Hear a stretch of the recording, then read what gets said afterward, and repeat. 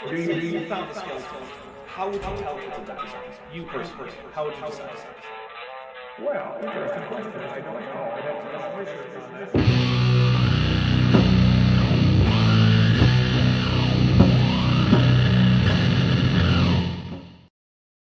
All right. Hey, welcome everybody to Kent with Ben 84 interview with the Fraudster. I'm here, of course, as always, with Bent Hovind, who is, of course, the Bent from Kent with Bent. So, Bent, how are you? The one and only. It's true. I'm doing all right. Good. All right. And Starrunner just sent a $4 super sticker that has a bird with a cup of what looks like coffee. Unfortunately, I'm not drinking coffee today. I am drinking some hard cider, or as everyone else in the world outside of the United States knows it, cider. I'm drinking chamomile tea from the Don't Be Dumbass mug, which can be found on Cheshire Vic's channel. There you go. No, her merch store. Her merch store, which can be found on a link on her channel, from her channel. There you go. That makes sense. All right. So, guys, for those of you who might not know, what we do here is basically we play the Kent Hovind drinking game while we kind of in real time debunk Kent Hovind because, well, quite frankly, he's not worth more than drunkenly real time debunking because his arguments are just that like trash tier argument. Like it doesn't require any significant amount of research or careful thought to realize why he's wrong about almost everything that he ever says about almost anything, including the Bible. He's actually really bad at the Bible, surprisingly bad at the Bible. So he's even bad at the King James version of the Bible, which is the one version that he cares about. Yeah, like one of his most persistent weird things is he always says that Timothy wrote 2 books of the Bible. Now, look, I know that the epistles of Timothy are some of the works that are least likely to actually be from Paul. However, from a literalist standpoint, which Kent is going to take, he should recognize that they're Pauline epistles because they start off with an address from Paul to Timothy. So they don't even claim to be written by Timothy. It's weird. Anyway, we're not here to talk all about that unless he talks about it.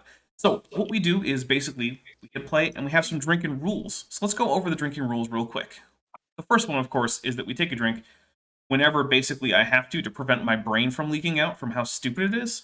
Because the stupid sort of like heats up my brain and it might eventually just like leak out of my ear. So I drink to help cool that off. We also drink whenever Kent Hovind gets something actually factually correct where he's not just directly quoting from someone else. So if he's just reading a quotation and the quotation's accurate, that doesn't count. But if he actually, out of his own brain, says a true thing, we take a drink. We actually drank a lot for that when he was talking about like what a comet is at the very basic level. He got a lot of stuff right about comets. So that was impressive to me because he gets nothing right about anything. We also take a drink whenever Kent Hovind tells a story that we're pretty sure it didn't happen. We kind of call that the shower thoughts drink. We'll also take a drink whenever Kent Hovind mentions the the National Socialist German Workers' Party and their various goings-on in leadership and we'll take a drink for that real quick because that is one of our semi-random drink triggers. Whenever Godzilla or Mothra come by, audibly we take a drink. Also, if you're a channel member, you have access to the Mothra, Godzilla, and King Ghidorah stickers. Or not stickers, emoji. There you go. Any of your super chats that include any of those will also trigger a drink. We also take a drink whenever Kent Hovind tells a joke that doesn't land. Or whenever one of us makes a prediction about what he's going to say where it's a little bit unclear where he's going, we get it right. We will also take a drink if anyone super chats anything to the effect that AIG are a bunch of dicks. And basically this is because they like to copyright claim everything. I have had probably a couple dozen of my videos copyright claimed by AIG. Nathaniel Gray, hard cider outside of the United States is just called cider in the rest of the Anglosphere. Well, Eric Hyman says, but what if Timothy wrote the books pretending to be Paul so that Timothy could brag about getting letters from Paul? So, the problem is that Kent Hovind's a literalist. So, from his standpoint, he should know it's Paul, not Timothy. Now, is that a possibility? Yeah, it's a possibility outside of like the realm of literalism. But, Bent, have I missed any of the rules? Nope, you got all of them. Wow. It's actually been a little while since I got all of them. First try. Yeah. So, all right, everybody. This is CSE 201, Class 7, Does the Bible match evolution? And of course, this is from Kent Hovind's Creation Science Evangelism 101 201 series, which he claims was accepted for college credit by a few schools, which is horrifying. And it's also his absurdly expanded version of his seminar series. So his seminar series is like 20 hours or something like that. 7 million hours, it feels like. Well, anyway, this is every single one of his seminars turns into like 5 or 6 different videos. It's absurdly expanded. And Nathaniel Gray says for $10, I don't know if this is the same as if it is the same Timothy, but Dr. Google says Timothy co-wrote 2 Corinthians, Philippians, Colossians, 1 Thessalonians, 2 Thessalonians, and Philemon. With a Godzilla emoji, so we'll drink for that. Kent is still wrong. Now, as far as I know, none of those books make that claim. So yeah, either Timothy co-wrote 1, 2, 3, 4, 5 books, or none. Also, how do you co-wrote Philemon? The thing is less than a page long. What co-authorship do you really need on that? God co-wrote it with him. Okay, God, Timothy, and Paul. And Philemon. It was about Philemon. Yeah, I know. Just like Timothy. But Kent, there are actually 2 Timothys in the Bible. The one who wrote First Timothy, and then the second one. Oh. It's a terrible joke. All right. Here we go. Let's get some more Kent in. Kent was just talking about how people don't pray the way he wishes they would.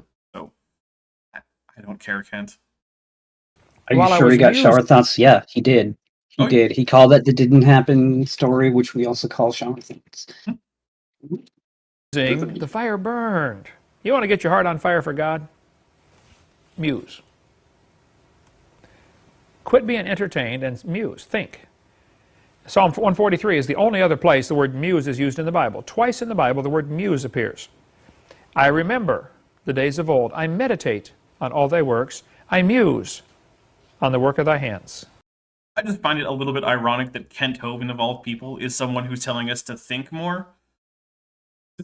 Just gonna put that out there. It's not really a drink trigger or anything. It's a whole lot of irony, because this is the man who seriously takes the idea of a crystal canopy suspended above the earth made of ice as like a realistic physical thing that could happen, or who thinks that a really cold comet hitting the earth would cool it off.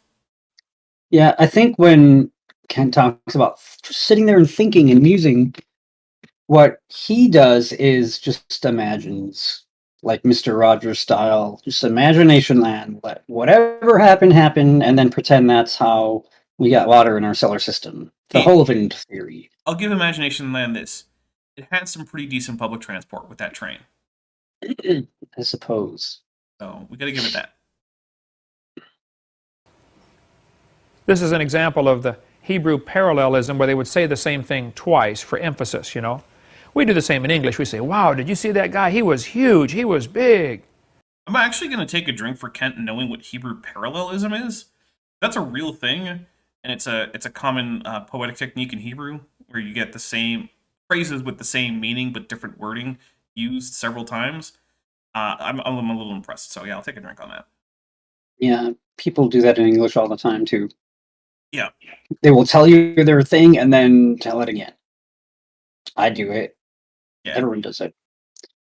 Yeah, Nebula says that you can't do irony or Kent projecting as a trigger. You get too smashed. True. Yeah, repeating for emphasis is not the exact same thing as parallelism. That's true, Vishanti points out. But you know what? Just the fact that he knows the phrase. Yeah, I'm gonna... We already took the drink. I'm not gonna undrink that. I will. Hold on. No, I won't. We use different words, okay? We don't say he was huge, he was huge. We say he was huge, he was big.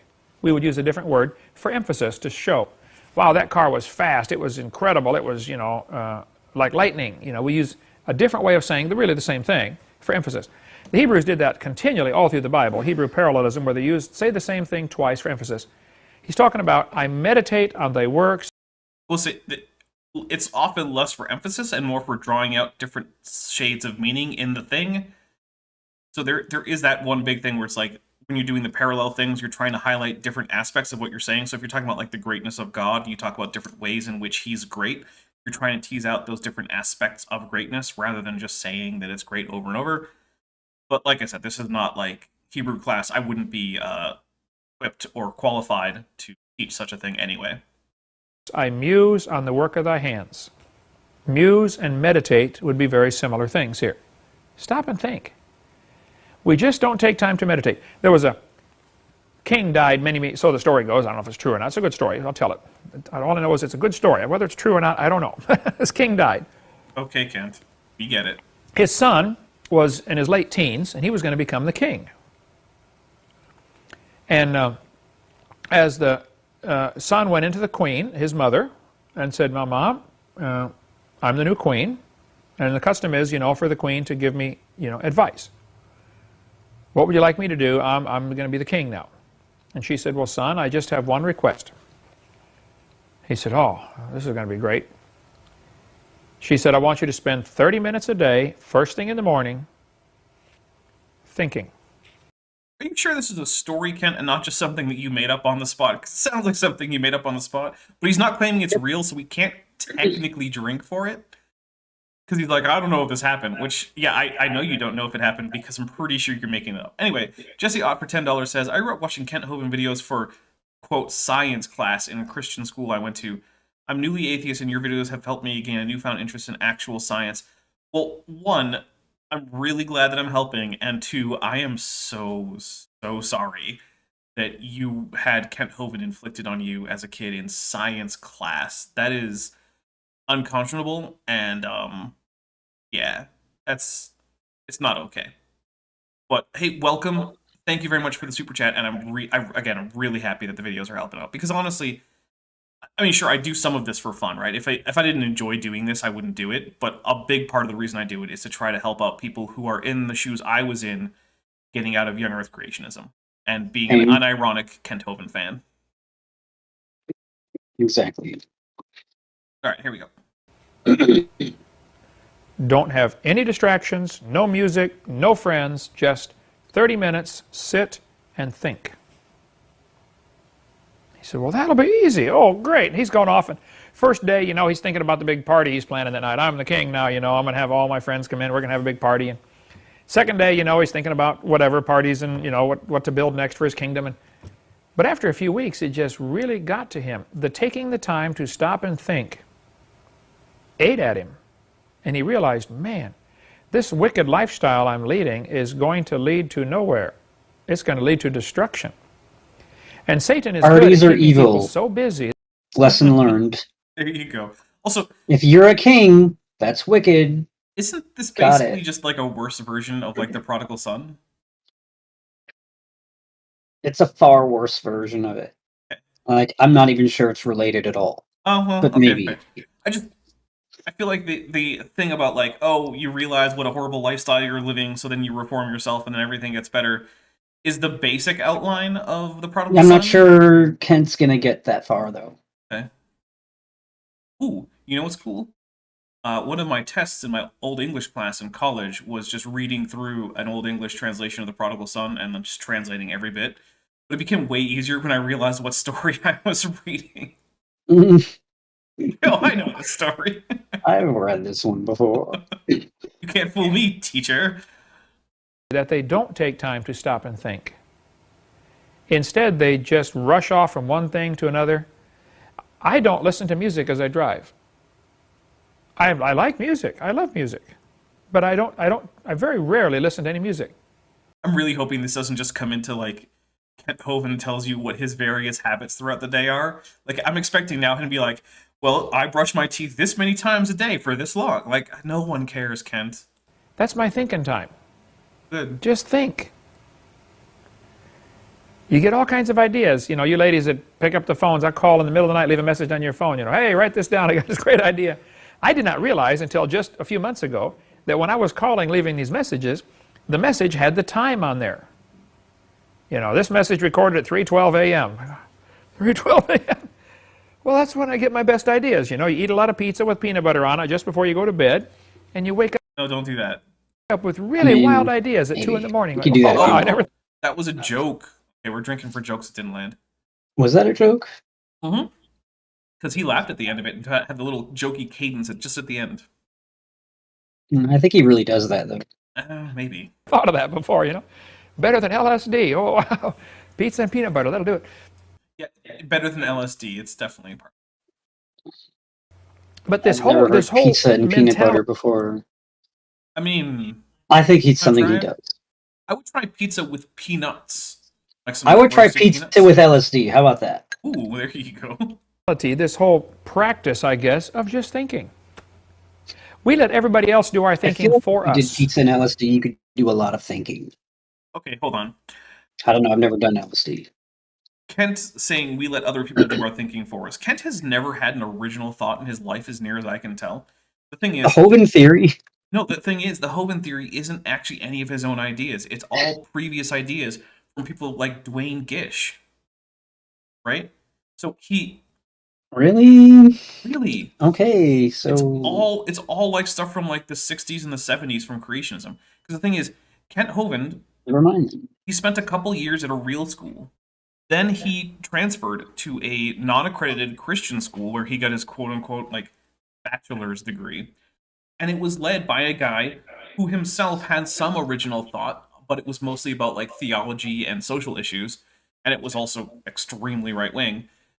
But all of his science stuff just came out of like Dwayne Gish and Henry Morris. So Kent Hovind is just taking all of his ideas straight out of things like the Genesis flood and scientific creationism, those creationist quote unquote classics of like the 1970s. And he's just continuing to perpetuate that now in 2022, decades after most creationists have figured out that, oh yeah, hey, these are really bad arguments. We really shouldn't use these.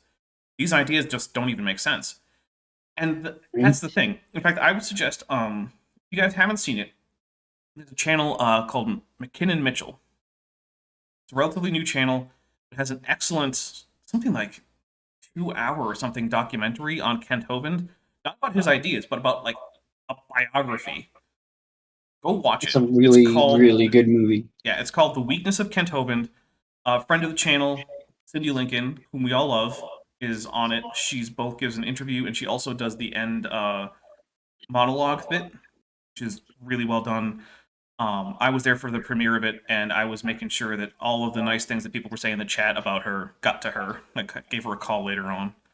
So, go watch that. But one of the things that really drives home is that, yeah, Kent doesn't have original thoughts. Everything Kent says is just him aping off of someone else. In fact, there's a really good reason to think that the reason he got a fake degree was so that he could continue to ape off his idols like Henry Morris. Because he had a degree. Dwayne Gish had a degree. He needs a degree. Because then people will take him seriously. I think that's why he plasters doctor in front of his name on everything. He even has a mug that he shows off that says Dr. Kent Hovind on it. As if he also shows it off like it's some kind of credential. He's like, oh, you don't believe I'm a doctor? How did I get this mug then? Like, well, I don't know, Kent. I don't know, Kent. I've got a mug that applies to you. All right, here we go. And if you watch TV, they're doing the thinking for you. Yeah, no one has ever watched TV and then had a thought provoked. It's not like there are entire TV shows that whose job it is to explore interesting ideas. Like, for instance, oddly enough, the Orville, which was made not by someone who I would, typically think of as someone who's going to do lots of thoughtful TV, has tackled issues like with things like, medical procedures that are medically unnecessary on infants to make them aesthetically pleasing to adults.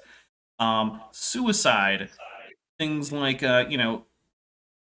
being alienated from one's culture or finding out that the basis that one's culture is built on perhaps isn't appropriate and how you deal with that. Whether or not social media is leading us into a situation where all that matters is the court of public opinion and whether or not that's a good idea. Show that's there to make you think about things, right? Yep. That's a thing. In fact, actually, the newest Star Trek show was doing that. They had one where about things like, okay, so Star Trek has done a lot of episodes about the dangers of potentially intentionally meddling with genetic engineering on humans and the moral questions that raises. But then it did another episode recently on Strange New Worlds about, okay, but what about people who were doing it for good reasons and not because they just want to be super smart despots who take over the world? What if it's something like you have a species spreading onto new planets, and then rather than trying to take the planets and remake them in their own image, they decide to remake their own biology so that they are adapted for the planet? is that also a dangerous thing? So yeah, there's a lot. Now, granted, I picked some sci-fi shows primarily because I watch sci-fi, but Also, Ben, I think I'm getting a little bit of echo from you. Can you check to see if volume is up a little too loud or something? There we Sure. go. Telling you what to think. They're telling you how to look at things. They're telling you what to believe. If you listen to music, the music is a great tool or a dangerous weapon. Music can be used to change your whole thinking process. The communists have known that for years. They use music to train people to be submissive. I almost kind of wish we had a drink thing for communism instead of just, the National Socialist German Workers' Party. But oh well. But yes, I kind of forgot. I haven't been in YC in like what 5 years or something like that, so I kind of forgot that music is evil. Oh, right. But you know what? Here's something. I'll drink for Kent being right that music is useful for propaganda. Anyone who's doing propaganda almost certainly going to be writing some or having some music written. Do not rebel against Therefore, communism. music is evil. Nope. Well, I don't know. It's Music. what I'm hearing from Kent.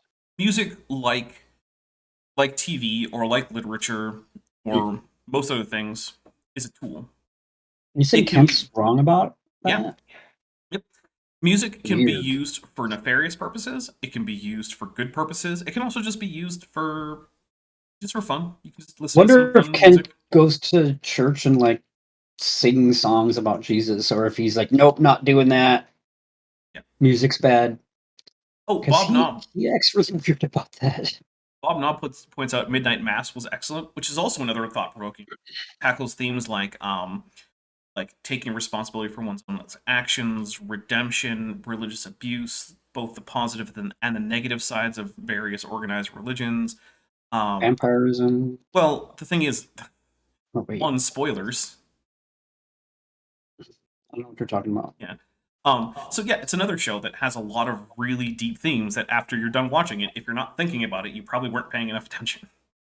Which is actually true for a lot of the shows made by that same team.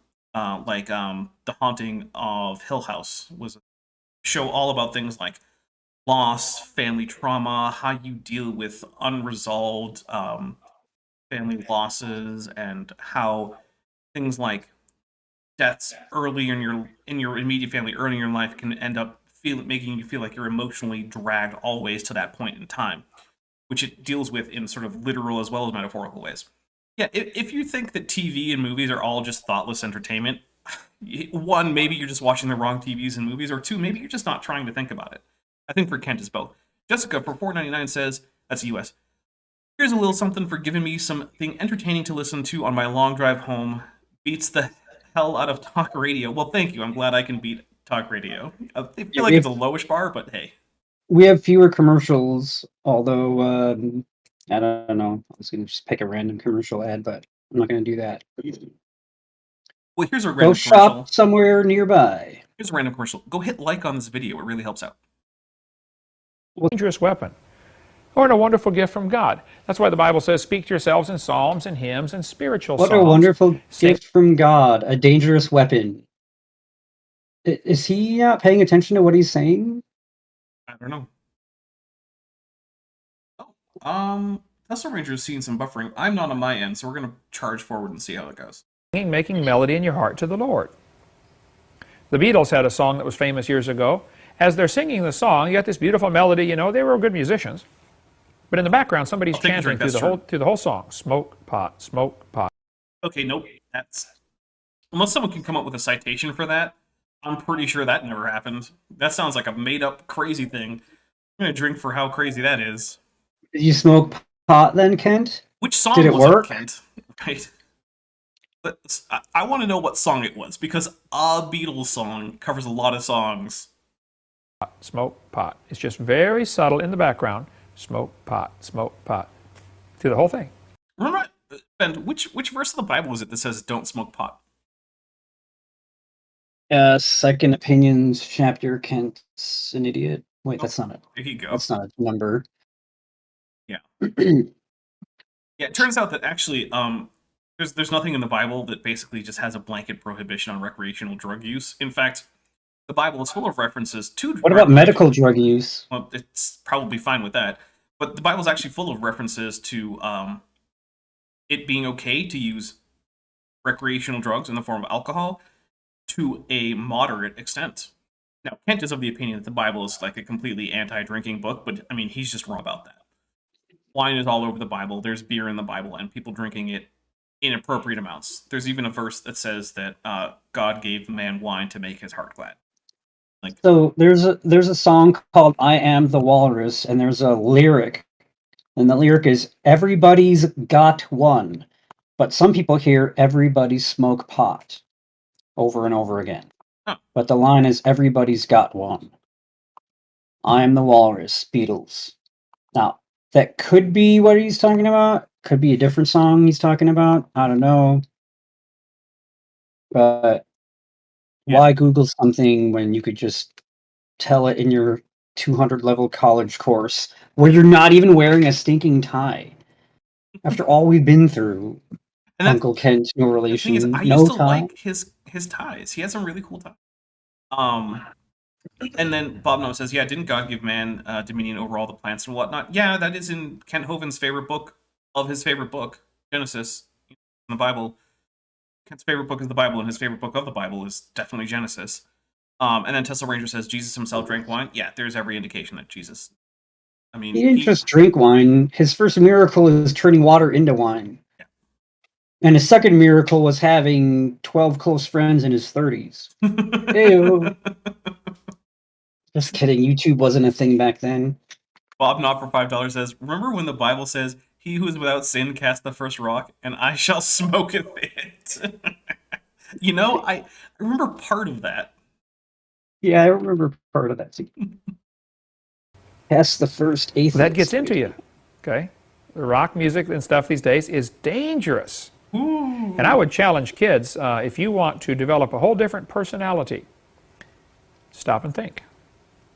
Spend 20, 30 minutes a day. A personality where you can abuse your spouse, where you can let kids drown on your property, where you can your kids. Do other things that I don't even want to touch on, especially because I don't have enough evidence, but I've heard other people do. But things that are way worse than listening to rock music, especially stuff that I write. Yeah, guys. Link in the description. Wait, is there a link in the description? Guys, if you are thinking about going to Dinosaur Adventureland, I highly recommend that you don't bring a life preserver. Yeah, and don't bring any kids. Don't bring your kids, except for the ones you don't like. Let's just say this. A kid was at Dinosaur Adventureland with a man who wasn't allowed near kids. They slept in the same bed. That kid has not been seen since. That we know of. That's a thing. It's a real-life thing. Yeah. So, yeah. Allegedly, I don't know. Oh, I wasn't there. Oh, I have no reason to doubt. I'm not in a position where I would have expected to see that kid again. But up until that point, where as far as I know, no one that I know of has seen him again. But yeah, the rest of that is a thing that happened as confirmed by multiple people from Dinosaur Adventureland. That, yeah. Think. Don't let somebody else do your thinking for you. Read the Bible, read a couple chapters, and then just stop and think. It'll absolutely revolutionize your whole life. Make you a brand new person. Hey, Ken, make a point. On. A theist is a person who believes in God. Okay. If you put the letter A in front of a word in English, it very often means the opposite. Okay? Well, first, it's Greek. This is from Greek. It's from Atheos. And it specifically, at the time, meant people who rejected the proper veneration of the civic, or of the gods worshipped by the civic religion, right? So we're going to go a little bit into some etymology and word use stuff, right? And mostly because this is something that not only Kent, I think, is about to get wrong, but a lot of people get confused about things going on here.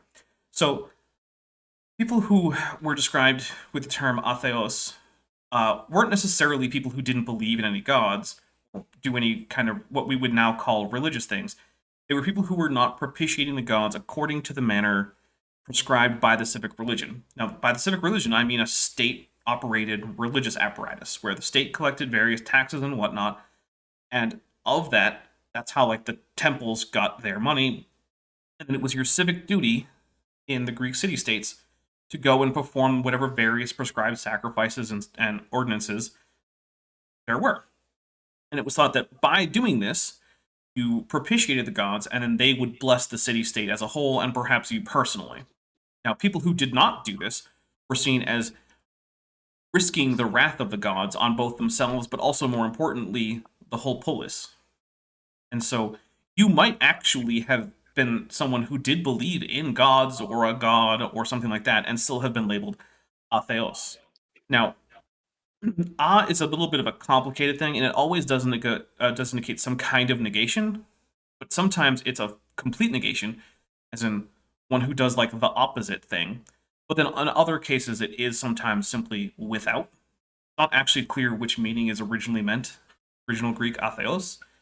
So we'll see what Kent has to say. So an atheist is a person who does not believe in God, or at least claims he does not believe in God. I do agree that at a minimum, atheists do not believe. doubt there's any real atheists out there. Okay, we're just going to drink for Kent not believing that people just don't believe in God. That's not a thing. Okay, this is to especially the kinds of Christian like evangelists, I guess, that you get from Kent. You also see it in like Ken Ham and a bunch of other things. Look, guys, when someone tells you what they believe, unless you directly catch them in a contradiction, it behooves you to believe that they do, in fact, report their beliefs honestly, right? If someone says, I don't believe in God, or even I believe there is no God, because those aren't the same claim, believe them. It doesn't help anyone for you to be like, nah, no, you don't believe that. Because, first of all, you can't read their mind, and you certainly don't know them better than they know yourself. And it just comes across as rude. And if you want people to engage with you in good faith, you have to also engage with them in what to them feels like good faith. And you just calling them liars about their own beliefs is never going to come across as good as being in good faith. It's just never going to do it. And I know that there's a bit that doesn't exist. Muse means to think. Amuse means to not think. That is the meaning of the word. I'm not sure about that. We're gonna check the etymology Let me here. check the dictionary. Etymology. Let me use, because actually, I mean, it could. No, it doesn't. So, I mean, okay, it kind of does and it doesn't, right? So, it comes from musée, which means stare stupidly, which does come from Old French, and ultimately, if I'm not mistaken, I'm going to double check. Yeah, okay, it does come from the same root as basically to, like, ponder or to sit still while thinking about something. But then in, over in French, it starts to take on the meaning of, like, just kind of like daydream or, like, blankly stare ahead. And then it comes, then you get the which is at or to in French. It comes ultimately from Norman French, which gets put on there. So to amuse is to get someone to do the musée thing from French. So Kent's like a third right on this, but like two-thirds wrong. It's wrong. Yeah, he's mostly wrong. It's more complicated than what he's saying. Words change meaning over time. There are modern definitions that have nothing to do with not thinking. Yeah. So, we'll take a drink, because this is definitely not an example of the a prefix from Greek. This is as a preposition in Old French. So, take a drink for that. Although muse does mean to become absorbed in thought, so he's right on that at least. Yeah, he is right there. We have entire parks where you can pay money and go do that. They're called amusement parks. Okay? Is he going to go where entertainment is where you entertain a thought? And that's thinking? Is that the route he's going? I've heard this one. Oh, hey, Jennifer Godzilla. From what you see before. So, I like how the current modern definition of muse or amuse has, I'd have to pull it up again, has the word entertain in it, though. Yeah. So yeah. One thing is, the argument from etymology just doesn't ever really work. It's never a good argument to say such and such is this, because the word it derives from is this, right? Because, like Ben said, words change in meaning. So For instance, if someone wants to come up and say, "Oh, I think that LGBT plus rights are dumb because everyone knows that gay people already have rights because that just means being happy. No one's trying to take away the rights of happy people." No, that doesn't There's work. no such thing as a happy person. Yeah, that doesn't at all work there. Hi, G-Man. Hi, G-Man. Hope you're doing well. I do too. But yeah, man, we're not even talking about evolution at this point because Kent isn't. You guys from Central Florida know about all the amusement parks down there, right? People will spend a fortune to be amused.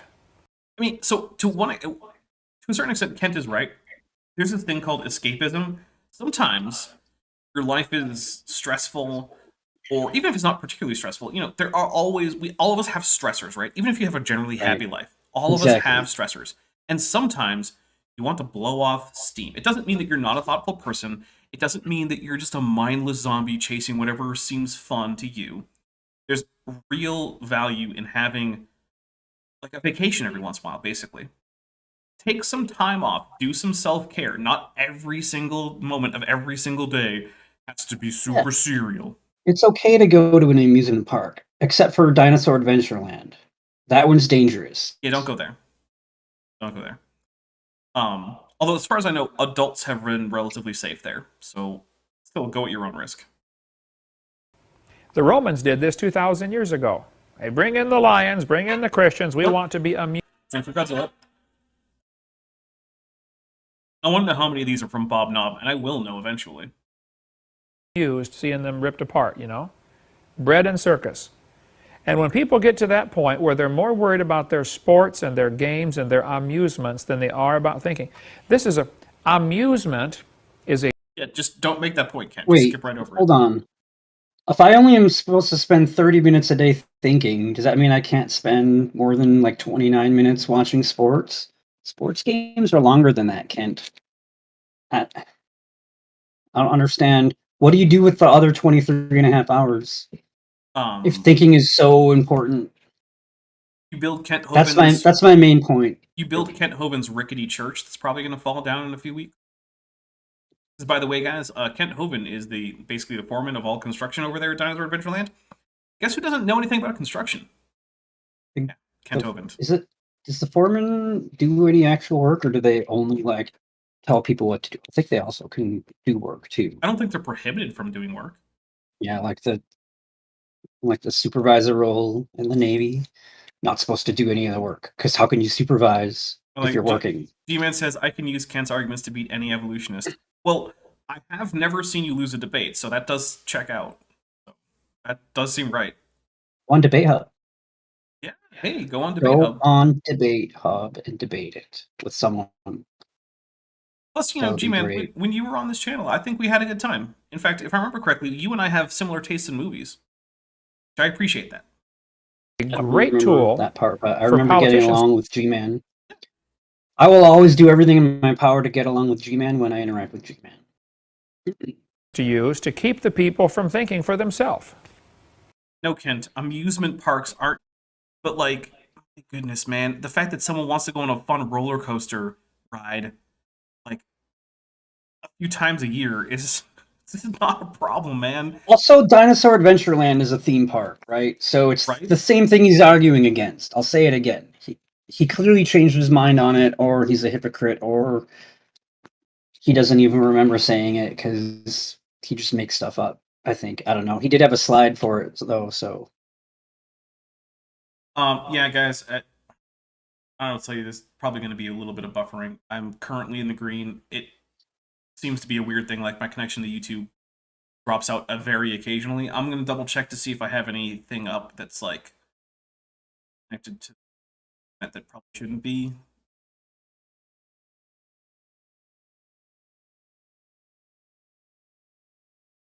Anyway, here we go. Karl Marx in the Communist Manifesto said one of the things you have to do is get the people's minds off their leader. Not when the Communist Manifesto was in the Communist Rules Revolution. Get the people's minds off their leaders. Get them thinking about sports, trivial things that don't matter. I would want a citation for that. I have not read that work by Karl Marx. However, let's just say this. People like Kent aren't known for their accuracy at quoting Marx. Who's going to care who threw the ball through the hoop 100 years from now? Again, who's going to care who went to Dinosaur Adventureland 100 years from now? I don't know. Who's going to care what I make for dinner tonight? I don't know, but I'm going to care tonight. The thing is like, if you really want to go there, Kent, I've got an entire nation of people who are full of hate because of the past several United States presidents we've had have just been worse and worse and worse, and then I stopped paying attention, so I don't know if it's worse again or not, but it sure feels terrible. I'd rather think about someone throwing a football.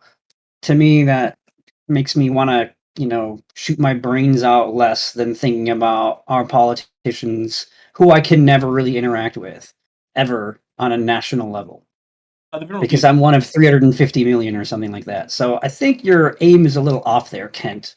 The Venerable Bee points out that if Marx had said something like that, it probably would have been as some kind of critique of capitalism, because, yeah, actually, Marx was a pretty big fan of workers paying attention to things like the political and economic system under which they were living.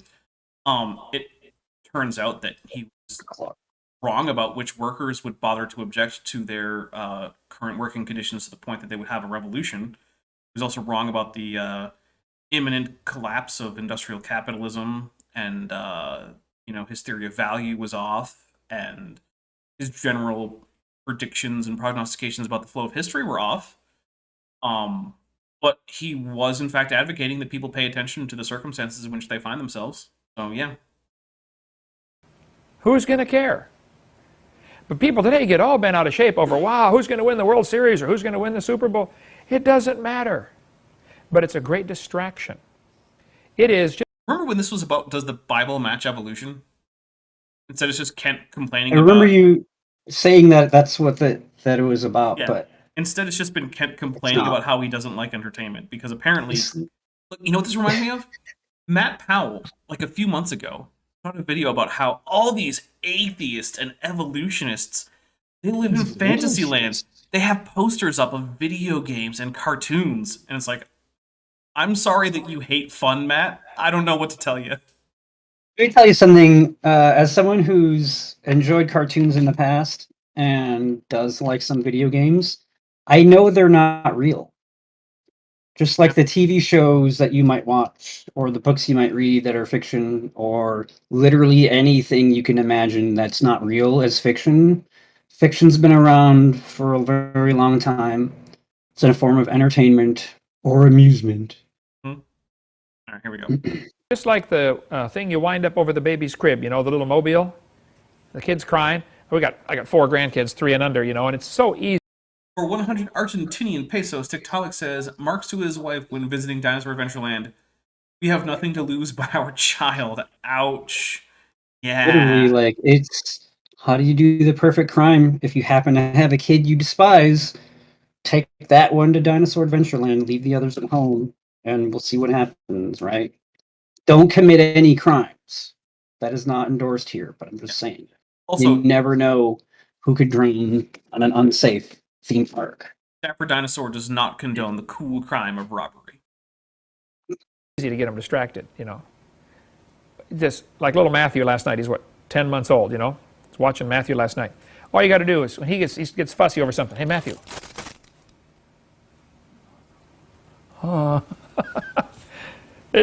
That's one of the characteristics of a 10-month-old brain. Okay, just very easy to distract. Teenagers and adults can be the same way, though. Very easy. Is it a distraction, or they're trying to learn about keys because they've never held keys before? Is it the same thing? I guess that could still be considered a distraction. I honestly don't know what the point is. Because basically, what Kent is getting down to is, hey guys, you should pay attention to important things, which, like, yeah, everyone knows that, Kent. But, like, so you're supposed to be, like, Kent is supposed to be here, according to his own words, to teach a course in how to be a creation science apologist / evangelist, right? That's why he's here. That's why this course is called Creation Science Evangelism. No one's going to convert to Christianity because you're like, you should stop watching movies and listening to music and having vacations. Instead, you should spend all your time thinking about serious things. Join my religion. No one wants that. Absolutely dumb stuff. It's not going to matter.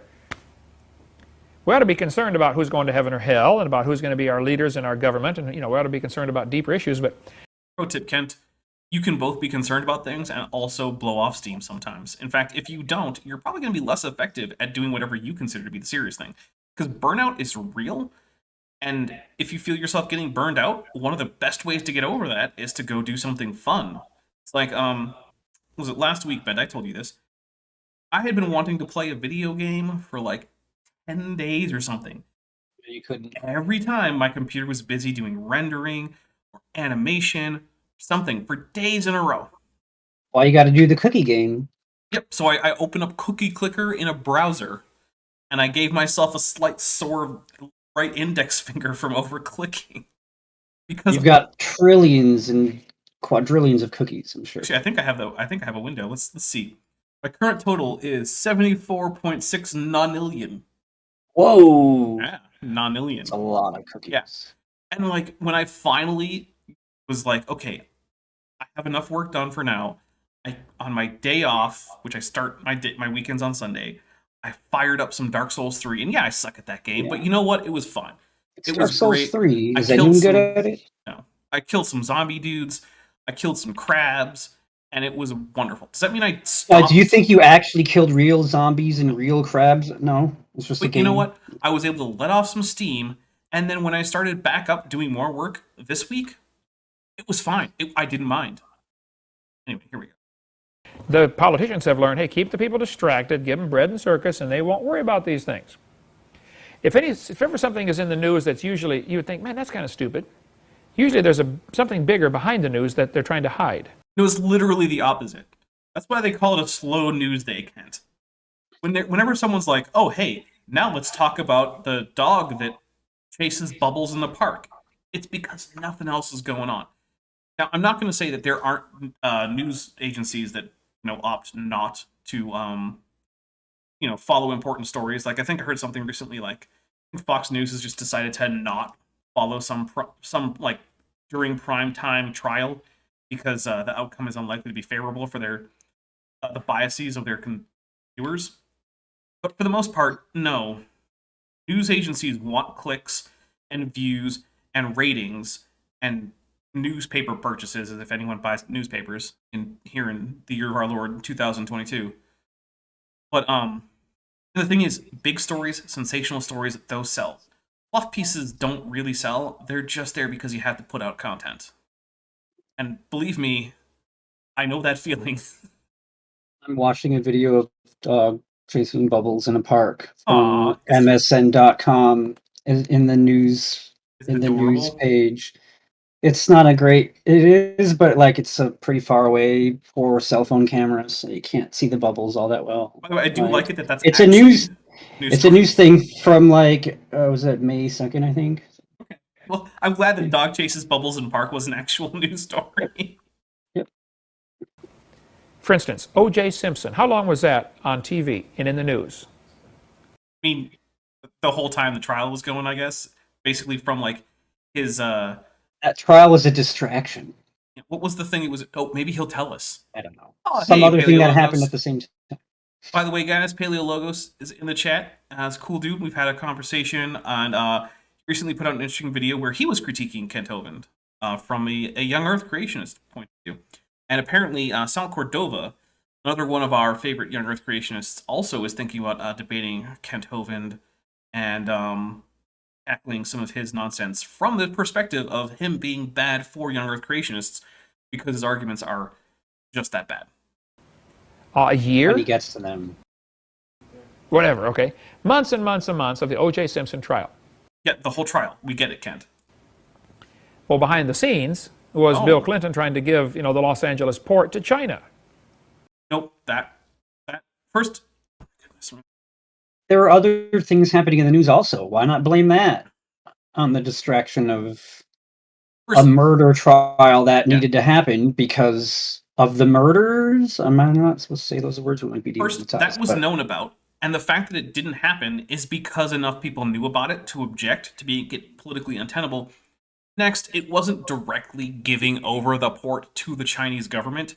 It was basically letting some of the real estate in the port be owned by a Chinese company whose stock had the majority share owner of which was the Chinese government. Now, do I think that's a great idea? No, not really. I'm not a big fan of the Chinese government.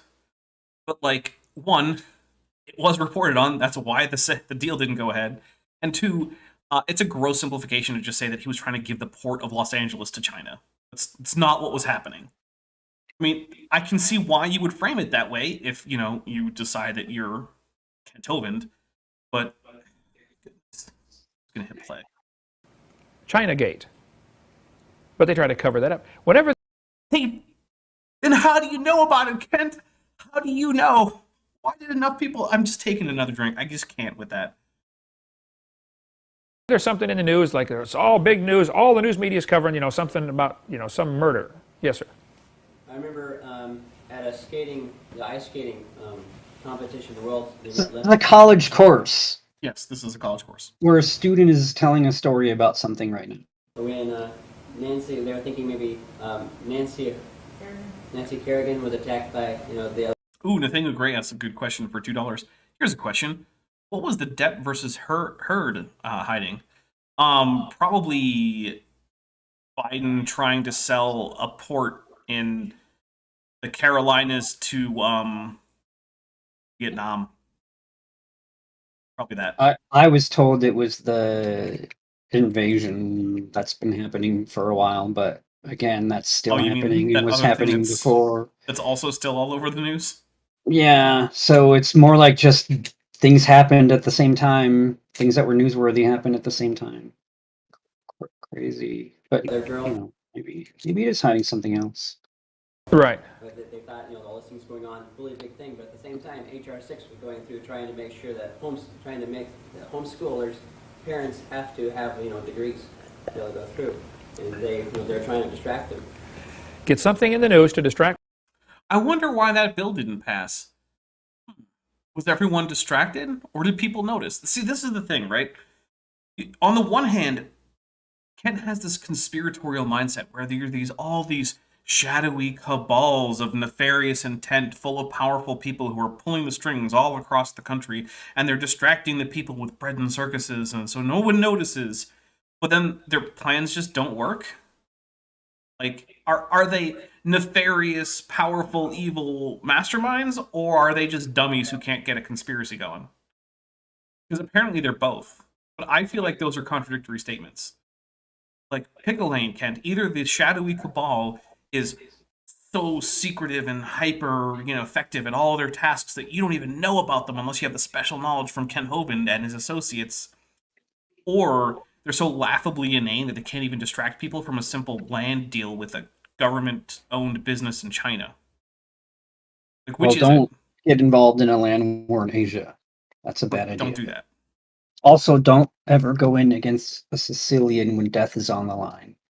Oh, and since I guess it will probably come up. Okay, here's a Dapper Dino take on homeschool broadly. 1. Lots of people should not be homeschooling their kids because they're really not competent. However, there are also a lot of people who are, and as Debunking points out, it can be very helpful in certain special needs situations, and also in situations where, quite frankly, the public school system is really, really bad. And there are a lot of people who get great educations while being homeschooled, but there are also a lot of people who get really bad educations, and so I don't think we can treat it with a broad brush. However, I do think it's appropriate that the curricula used in homeschooling be reviewed by some kind of authority that can determine whether or not the minimum criteria for a education are being met, such that the students can be awarded a high school diploma when they're done with it.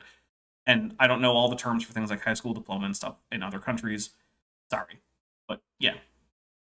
So I am not anti-homeschooling, nor am I unambiguously always pro. It is, like many things, something that has nuance, and that it is not a single question for all cases. So yes, there are people who are doing a great job homeschooling. There are also people who are doing a crappy job. And yeah, And no, I don't think it should be strictly necessary to have a degree to teach at homeschool, provided that, it can be reasonably assured that you're actually giving the kids a good education. Because having a degree doesn't make you smart. Not having one doesn't make you dumb. Also, by the way, that's something that Kent Hovind maybe should notice. Because he likes to pretend that his fake degree gives him some kind of credibility, which it doesn't. People from the real issue, the homeschool bill or the whatever, And politicians are great at this. They've got, decades and centuries of practice at it, and they're really good at it. So be careful. I'm sorry, is he saying that currently living politicians have centuries of practice? Or is he saying, like, the political class in any given country has centuries of experience? Because it sounds to me like Kent Hovind is saying that politicians are vampires, which on the one hand, I can get it. On the other hand, I don't think it's literally true. In fact, they might all be. I wouldn't be surprised if like someone's like trying to change the world and they run for office and they become a politician and then they get sworn in and then they get taken in the back room like, all right, now it's time to become a vampire. And they're like, wait, what? Yeah, that's part of the deal. How it works. Maybe. And then, yeah. Is that kind of like the snake fight at the end of your PhD process? After you defend your thesis, you have to go fight a snake? Wait, what now? You didn't know about that? Traditional snake fight. I don't remember that one. Careful. I'm not against amusements, It really sounds like you are, Kent. It really does. They're just evil and wicked. My kids, when they were like, I don't know, 9, 10, 11, I think, right about that age, we were going to go down here to Orlando to Disney. And I said, kids, we're going on a Tuesday, and it's a kind of a light day. There aren't going to be as many people there as there are weekends, so let's have an experiment here. Let's see how much time we actually spend on the ride. When we're done with the ride, we're going to run and get to the next one and get in line. As soon as we get up there, as soon as the ride starts moving, click, start the clock. As soon as it stops moving, stop the clock. Is Kent going to tell us how we discovered lines? Is that what's about to happen? Predictions made. We'll see. Okay. We were there for 12 hours trying to see how much time we could get in. That's a lot, but okay, sure. Anybody want to take a wild guess how much actual ride time we had in 12 hours? You don't. 29 minutes. I don't know whether I believe him. You know how much action time there is in an average Major League Baseball game? Not standing at the mound, not winding up. I mean, actual action. Yeah, Kent, there's a reason I don't watch baseball. 11 minutes. Cool. In a Major League ball game, which takes, what, 2 or 3 hours? Yeah, I'm going to say that was Kent Hovind discovering lines. I'm just going to take it. Partly because I'm thirsty. Also, we're going to be taking a quick intermission in just a bit.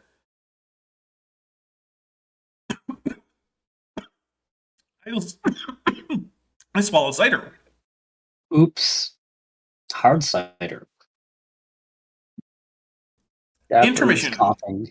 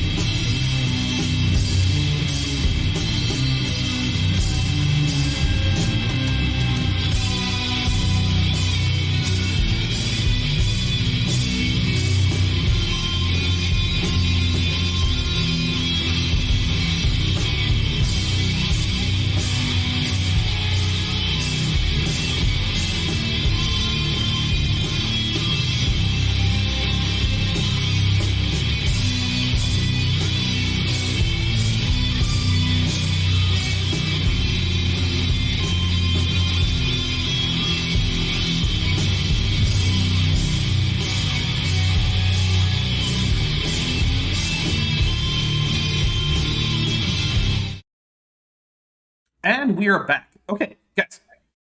Here is my pro tip for the night. Do not inhale your cider. Just don't do it. It's a bad idea. It's a bad call. I'll also say, please do hit like. It really is appreciated. And we're going to do the quick intermission, post-intermission, quick commercial thing, which is to say, guys, this channel is almost entirely supported by people who are doing things like the super chatting, joining the channel membership program, and joining on the Patreon. The support that this channel gets from ad revenue is usually less than a tenth of what it brings in overall. And the channel is currently in the self-sustaining region, but only barely. So if you want to help make sure that this channel can stay on the air indefinitely, there's a link to the Patreon in the description. You can join the channel just below. Or if you don't want to do something monthly, super chats, super thanks, all that really helps. If you want to support and none of that seems right for you, there is also an Amazon wish list. And if ultimately you can't or don't want to support the channel financially, I mean, every like, share, comment, and subscribe really helps the channel out. It's vital to channel growth and continued sustainability. So I really appreciate everyone who has super chatted so far, all my channel members, all my patrons. And of course, my channel members and patrons will also be shouted out in the end credits. But we are ready to go on, I assume, right, Bent? Yeah. All right, here we go. Hours, we just get amused over the dumbest things, and it's distraction. Disney's got it down to a science. I mean, when you run to get 30 minutes of ride time in for what? What's it cost to get in there now? 40 bucks? I'm pretty sure it's a lot more than 40 bucks, but okay. 50? Okay. 50 bucks for 30 minutes. That's $100 an hour I paid per kid, okay, of actual ride time. So here's something cool. Disney, as a theme park owning business, has actually done a lot of research on how much time people will be willing to stand in line, versus how much they're psychologically affected by doing other things that are still waiting in line. And that's why they have a whole system with fast passes and cleverly disguised lines, so that while you're in the line, you're still being entertained by things like additional animatronics and animations and things. So if you ever want to have a an interesting look into the psychology behind amusement parks, look into things like the fast pass system and how Disney designs their queues. Because their queues are actually cleverly designed that you can never really see the whole thing at any one given point. So a queue for, say, the Jurassic World ride will take you through little themed areas where your line of sight is always just a little bit blocked from seeing all of the line at once. And the whole time there will be little animations and people talking to you and things to look at. And then in addition, with the Fast Pass system, the idea behind it is supposed to be that you get a place in the line that's saved for you while you go off and do other things. Hopefully, for them, going and buying stuff at the shop or buying some food or something. It's a whole big, interesting kind of business question that Disney has been working on of how do we get, because your rides have a certain maximum throughput, right? If each ride can hold 40 people, and you can only have two instances of the ride going at any time, and the ride takes 20 minutes, right? That means you have 80 people every 20 minutes, max. That's it. So how do you balance out how many people are coming versus your max throughput with your rides and all that? It's a whole big thing. There's some cool stuff to look into there.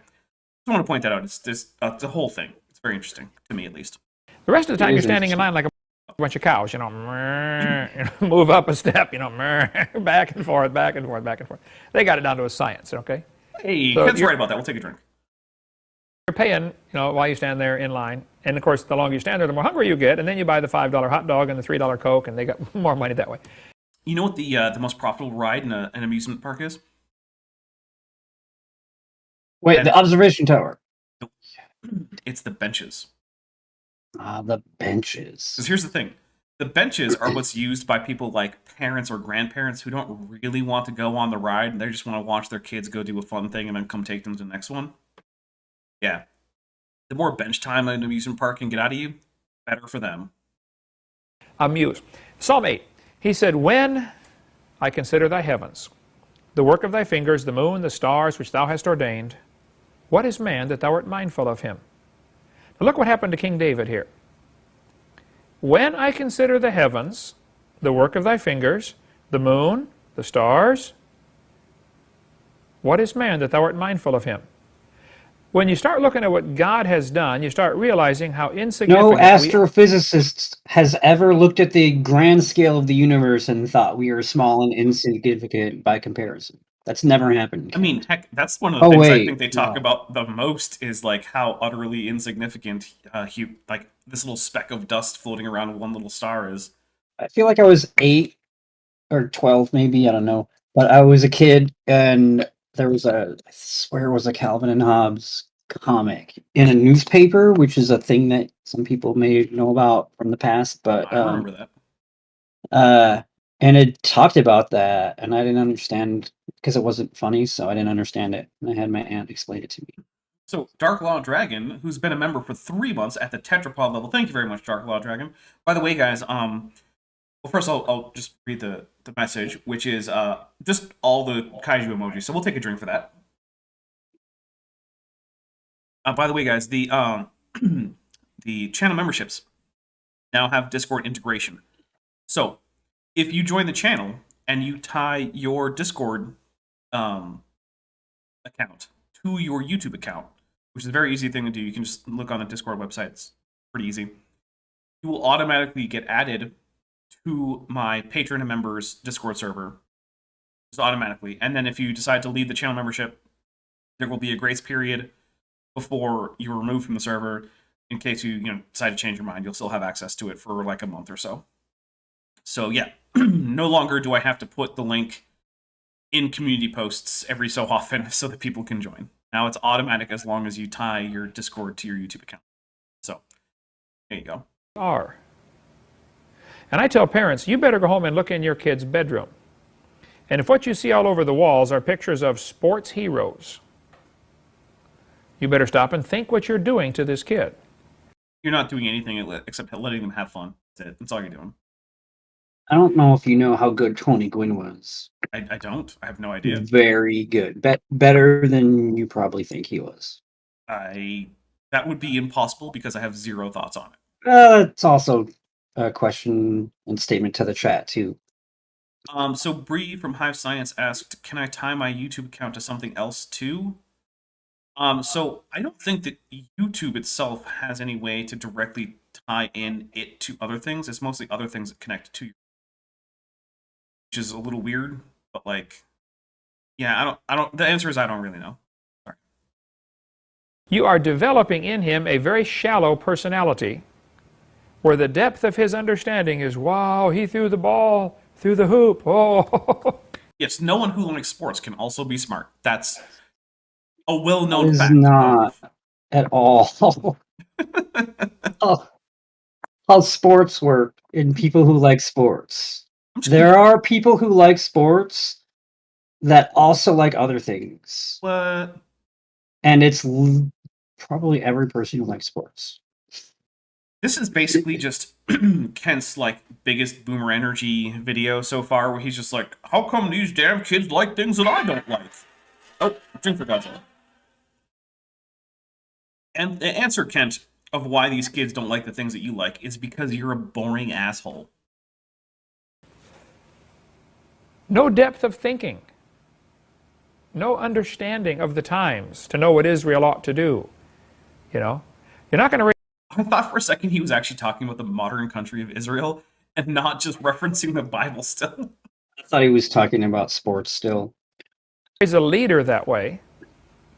And no one learns leadership skills in sports. That's not a thing that sports can teach you ever. There's no circumstance in which, say, someone becomes something like a team captain or a coach or a mentor. Those are things that don't happen in the world of sports, guys. Everyone knows this. Just absolutely no depth of character. The secret is very... Yeah, things like learning how to lose with good sportsmanship, learning about things like fair play and dedication and hard work. And if you watch interviews with like modern current NFL players, like they work harder than you've ever worked on anything, almost certainly, to Yeah. get where they got to, because that's how tough the competition is to succeed. It's just a result of something that's there, a vacant spot on a team that so many people want, that the most talented in the world still aren't good enough unless they work harder than everyone else around them also. There's like rare exceptions to that. Yeah. For super duper athletes, but like I'm actually going to take a drink for yeah. the ridiculous stupidness of like, there's no way that sports can improve your character or leadership skills. It's just. There are NFL players that I sure could learn a lot about work ethic from. Yep. And I know a lot about work ethic. I was in the Navy for 6 years. Look, are there a lot of jerks in sports? Yeah, there's plenty of jerks in sports. The thing is, that's going to be true no matter what. You can derive a lot of character building and work ethic and leadership skills from sports. You just can. You can't tell me you can't. It's just not true. It's just that Kent doesn't like it. It's literally too much. Like, people lose their families because they go in at 5 a.m. and they stay till 11 p.m. because they're a coach and they're studying and they're trying to win and they're trying to do all of the actual work they have to do, and like they put too much into it and they lose their family. You could do that in any career. Yep. And here's one of the things that bugs me is like, look, I don't think it's exactly a secret. I don't follow any sports. I don't really watch sports games. I think it's been 4 or 5 years since I sat and watched an actual sport, at least. I like sports. But this is the thing. What I'm not doing is sitting around and telling you how stupid you are for liking sports. That's just for dummies. But that's what Kent's doing, because Kent is an elitist snob, apparently, who thinks that only the proper types of fun are appropriate, which is things like singing psalms and reading Genesis. I think Kent would hate the most of anything. He would hate would be like a sports video game that has music in it. Ooh. And one that's made by EA, maybe. Well, everyone should hate games made by EA. Yeah. Because EA is the worst. Although Activision Blizzard is gunning for their title. Working on it. Well, see, EA did a thing where they made an improvement that was unexpected in a game, and I was surprised by that. When I consider thy heavens. Yeah, Kent. You've been spending the last, 20 minutes on this, Kent. Come on, man. Take time to talk to God. Take time to just listen to God. Bible says, I think it's Ecclesiastes, when you go into the house of the Lord, let thy words be few. What is that? Where's that phrase at? I don't know, Kent. Let me get that open here. I hate to say that. I don't want this to sound right or sound wrong, okay? But I don't pray much as far as talking to God. I pray a lot, but I just say, Lord, talk to me, Words. No one cares, Kent. Literally no one cares what you do in your own prayer time. I doubt even God cares at this point. Maybe. His fanatics would. Maybe. Yeah. Be few. Ecclesiastes 5. Drink for God's love. Be not rash with thy mouth, and let not thine heart be hasty to utter anything before God. So not let thy words be few. We're just going to take a drink for Kent once again getting the Bible wrong. Don't be in a hurry to say something in front of God. For God is in heaven, and thou upon earth. Therefore, let thy words be few. I know people, they'll pray for an hour and they ask God for this and they tell God how he ought to be running the universe and they're just busy telling God everything, Okay, how many of you ever made a promise to God and later found out you couldn't keep it? God, I promise I'm going to read my Bible 5 hours a day or something like that, We all do that. Okay, well, technically this follows technically this follows my rule where if Kent Hovind asks his audience a question, I have to ask my audience the same question. So here we go. Have you ever made a promise to God that you later found out you couldn't keep? Yes or no? I'll add another one for I have never made a promise to God. There we go. Those are our 3 options. So, for those of you who might be new, that is a sort of a rule. It's not a drinking trigger. It's just a thing that I do. If Kent Hovind asks his guys a question, I ask my guys a question. See if we get similar results. It's better not to vow than to vow and not pay. We find that That's verse here. true. Not That is something in the Bible, I'm pretty sure. To I vow. can't remember how it's phrased in the King James Version. I mean, if it's in there, well, either way, I agree with it. It is probably better to just not promise to do anything rather than to break your promise. So, I mean, that's just, like, I think, decent life advice. Like, if there's a fair chance that you're not going to be able to do something, don't promise you will. That just Yeah, makes you also a jerk. do or do not. There is no try. Oh, yes. Thanks, Yoda. And that's verse 5 of the same chapter. Oh, yeah, okay, right there. Verse 3. For a dream cometh through the multitude of business, and a fool's voice is known by a multitude of words. When thou vowest a vow unto God, defer not to pay it. For he hath no pleasure in fools. Pay that which thou hast vowed. Better is it that thou shouldest not vow than that thou shouldest vow and not pay. I guess as a young Christian, I read this and was really impacted by it and said, man, Forgot how awkward the talking King about James God is. here. I'm not. Yeah, after For modern, after just over English. 400 years. Well, it is modern English. Sure, but 400 years ago, it probably didn't seem awkward to people. No, it probably didn't. Going to make any promises I can't fulfill. And I saw all kinds of kids in the youth group. They would, after a good, powerful sermon, they would walk down to the front and say, God's called me to be a missionary, and God's called me to, whatever, okay? I didn't do that. I might go be a missionary, but I'm not going to get up here and tell everybody God called me to do it. And I'm not going to. Wait, Kent, you mean you were in church services that might have been emotionally manipulating small children into making commitments with their lives that they probably couldn't fulfill and that were inappropriate for them to be deciding on at that time? That speaks more to the kind of church that Kent goes to than any kind of, character of his about not promising God things. Also, don't let your kids like movies, sports, cartoons, music. Yeah, none of that. Not that it's controlling or anything, but let them just be kids. But don't let them like any of the things that their friends are going to like. To promise God. I try to be very cautious in what promises I make. My wife will tell you it frustrates her to death, I'm cautious. Let thy words. Kent, I feel like there are a few other things that might frustrate your wife, like the fact that you, sent her to prison for a year. Or, how about this? I won't say that Kent definitely beat Joe Hovind like he definitely beat Cindy Lincoln, just according to the courts. But let's just say this. Joe Hovind, his first wife, has been asked if Kent physically abused her. And, she's not the kind of person who would speak ill of her husband, former or not, but she won't say no.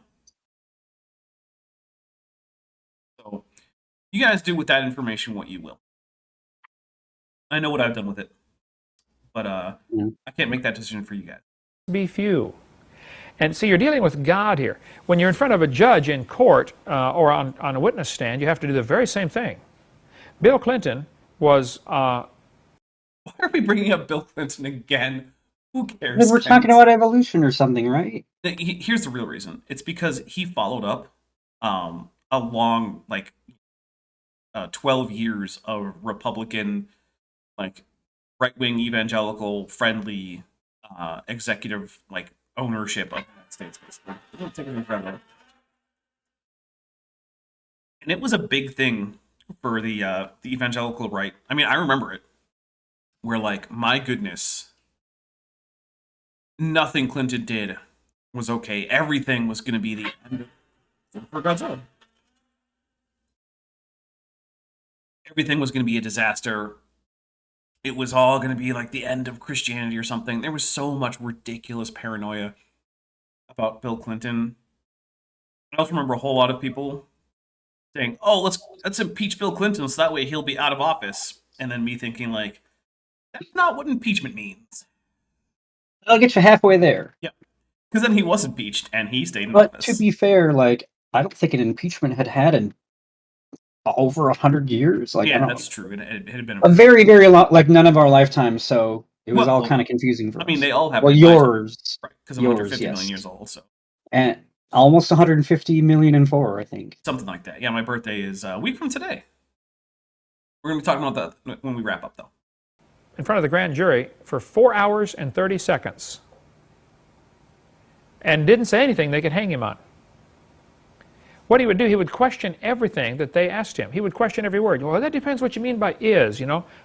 I will say that the that depends on your definition of what is line from Clinton was pretty absurd, and not every criticism of Clinton leveled by the evangelical right was illegitimate.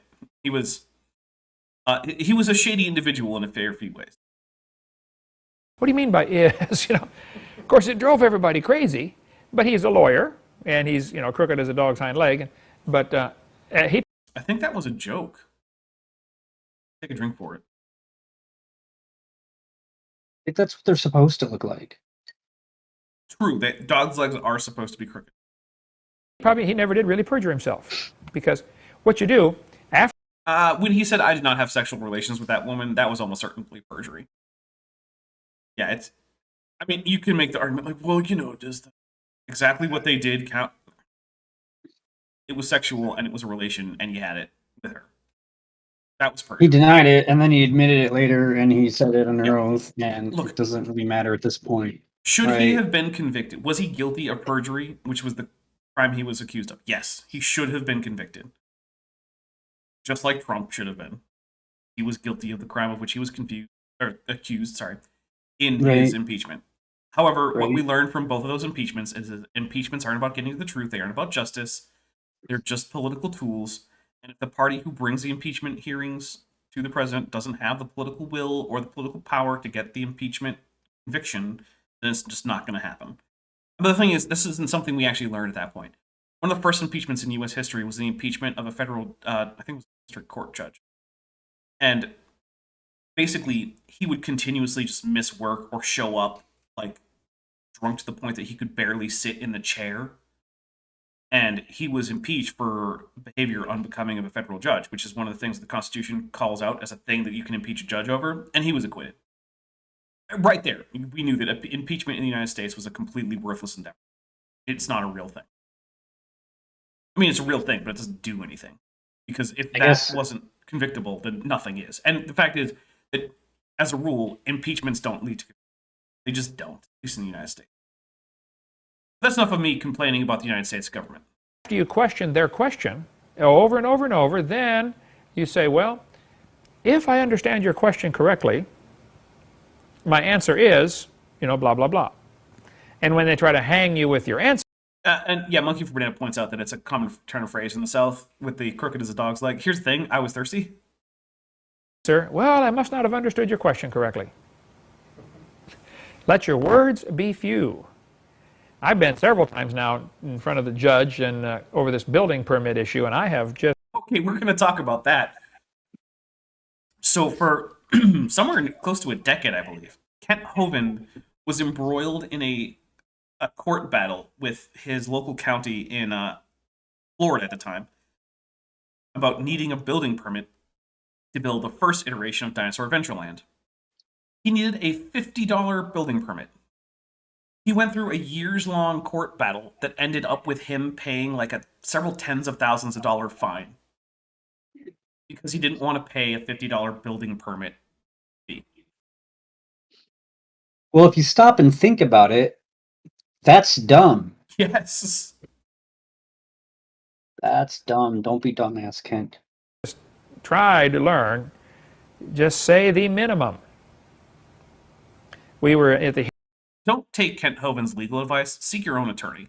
Hearing just last week, and over the building, the 4-hour hearing over the building permit, and the attorney for the state, the county attorney, said, Mr. Hovind, does your son live next to you? I said, no, ma'am. And she was shocked. Are you saying your son does not live next to you? Yes, ma'am. He doesn't. He lives 2 doors down. I'm not about to volunteer any information. It really threw her off stride, Like how Kent is all like, oh, hey, look what I did in this court hearing in a case that after this has been filmed, he's going to lose and it's going to cost him a whole bunch of money that he just didn't have to pay. He just not. Yeah. Man, here's the thing. Kent Hovind, as far as I can tell, has won one legal battle in his entire life. And it was when he was charged with conspiracy and mail fraud. He won that battle because of jury nullification, because he got a friendly juror who refused to acquit, and then it was a hung jury, which means the state can do one of two things. They can opt not to retry, in which case they just drop the case, or they can attempt a retrial with a new jury. The state opted not to retry. He was almost certainly guilty of the conspiracy and the mail fraud. Like, we had the letters, there were recorded phone calls from prison where he was, conspiring to harm the people who had convicted him in his first conviction. Since then, he had, or other than that, that I know of, he's lost his case here, that he's talking about here.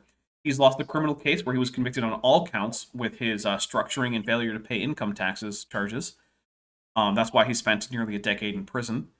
He lost his lawsuit against the government that he recently filed. It was dismissed with prejudice, which is pretty rare. What that means is he's not allowed to refile that case.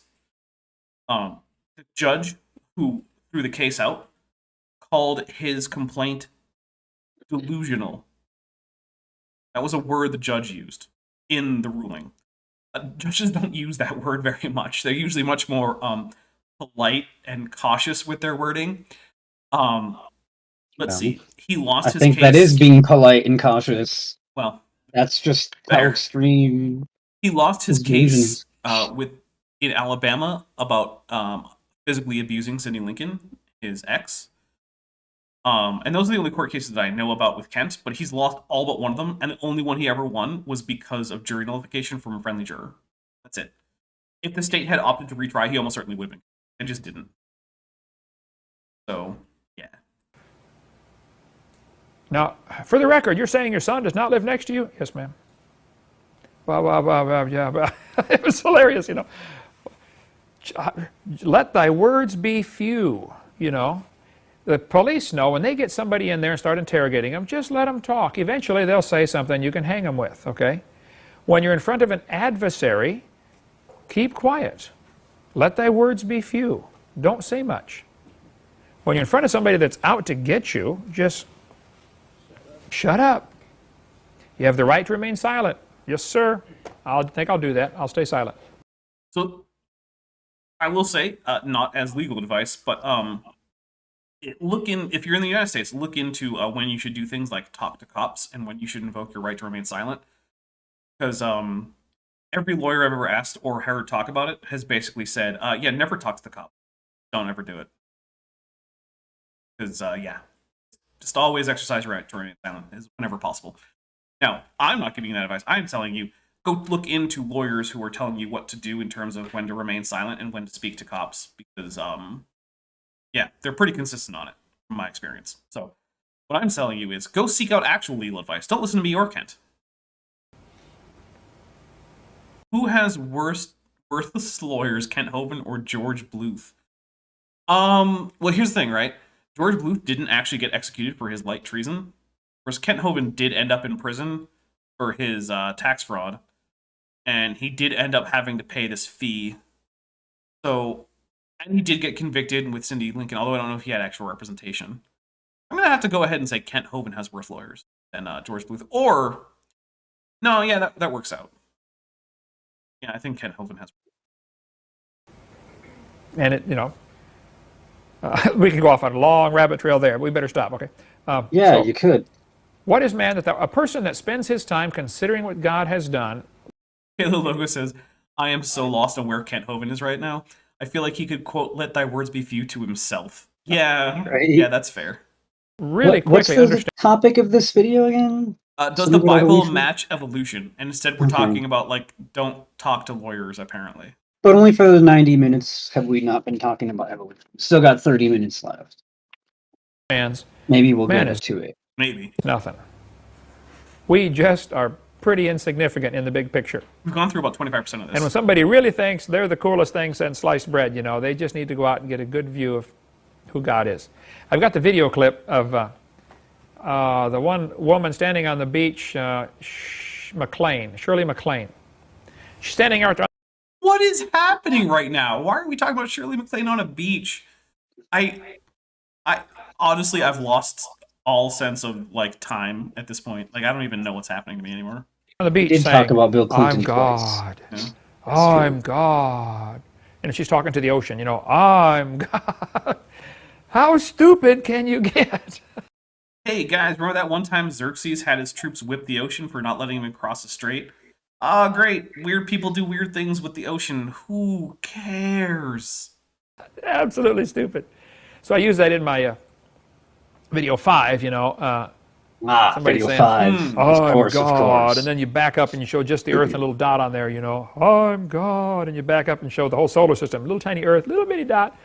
Then it turns out that dot is actually a sand grain, there you go, inside the world's biggest sandbox, right? And then you pull back and you see that sandbox is actually in the yard of the world's biggest prison. You know what? It's okay, but like I think we're just gonna have you do something like wave, Really? smile at the camera. Yeah. That's it? It's really just the last couple seconds you get to do something. Oh. If any of you guys get that reference, you're the kind of people I like. I'm God. And you back up to the whole universe, a little tiny dot. I'm God. No, you're not God. You're nothing, okay?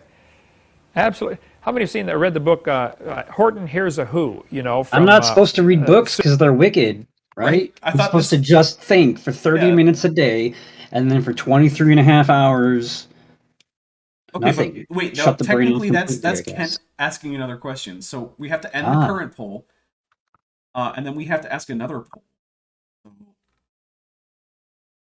Ask the poll. So here are the results. Have you ever made a promise to God that you later found out you couldn't keep? We have 48 votes. I have never made a promise to God. One with only a plurality, 45%. Yes, one with was second with 39%, and no with 14. I voted no, so I don't remember ever having done so. So I don't know. I don't but remember. Have you read Horton Hears a Who? Yes, no. Boom. There you go, guys. Because it's just one of my gimmicks. Whenever Kent Hovind asks his audience, I ask my audience. Great story, okay? Yeah, it was pretty good. I liked it overall. It was one of those things that, is there for entertainment, Kent, that also manages to make you think about things like, what is actually important when it comes to things like personhood and our responsibility to our fellow beings to not trample on them and things like that. It's almost like entertainment doesn't have to be mindless and not thought-provoking. Weird, right? All this takes place on a little bitty speck of dust, that you can't even see. This whole little kingdom down there. We think we're cool. Ben Franklin Okay, sure, why not? was a brilliant man, ungodly man in many ways, but he was a brilliant man. Franklin was a He rebel wrote indeed. Ben Franklin, yeah, was He strange liked to fella. get naked while he smoked on the weed. Didn't he have syphilis? Yes, but I don't. My name is Gordon. Okay. A short story. The name of it was something about 7 seconds on the in the life of a insect on a plant or something, And these insects are on this plant and have a really short lifespan, like a couple of minutes or something, That's all they live. Some kind of imaginary creature. And the one was saying, yes, I've lived on this plant now for about 48 seconds, and you've only lived here for 20 seconds. So let me give you some advice, Just showing how insignificant we are, When my kids were young, and they were going through questions and decisions they got to make, about, wow, what should I do? And all my friends are doing this. Is it okay if I do this? And what I would do is I'd take a tape measure, stretch it out on the ground. Okay, here's a question, Bent. Is this story about Kent's kids gonna be abusive? Because they usually are.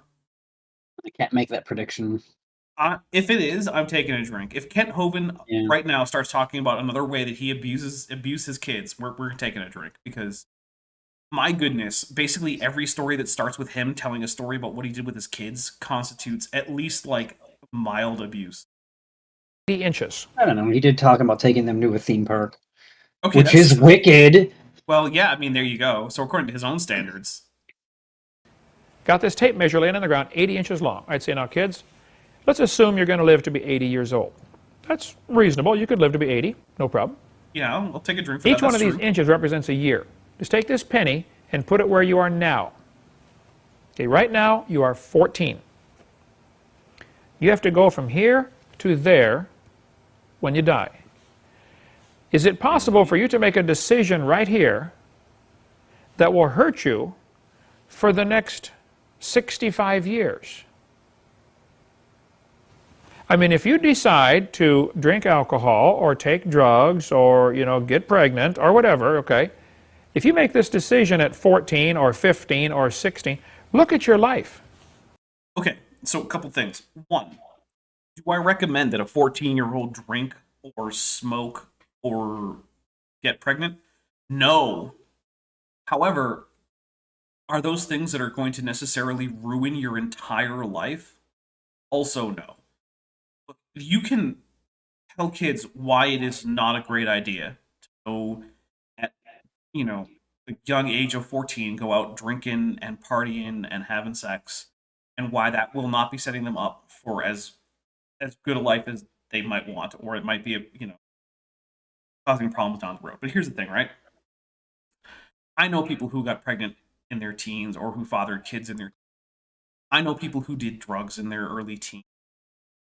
Are all of their lives ruined? No, almost none of them. Do they regret it?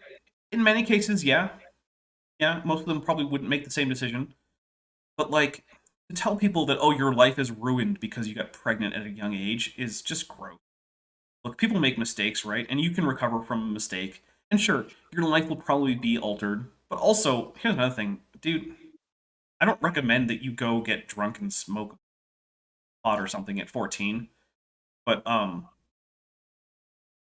it's also not likely to ruin your entire life, right? Kids underage drink and then go have fine lives.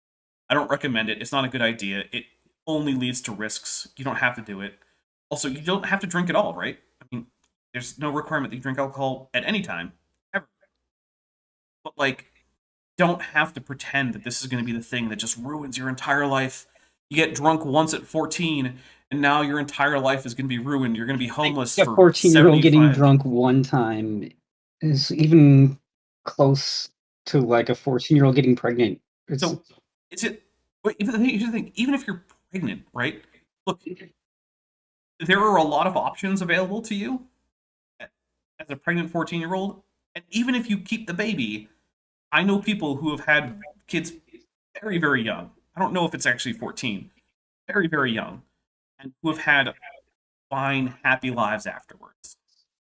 It doesn't have to ruin your life. And the fact that Kent Hovind has decided that that's the best tactic he can take with his kids is to scare them about their entire lives being ruined from one mistake at 14 is, I'm not going to go ahead and say it's as far as child abuse, but nah, man. That's gross. I don't like it. But even equating that to getting drunk, honestly, how many people got drunk at 14 and don't even remember the first time they ever got drunk?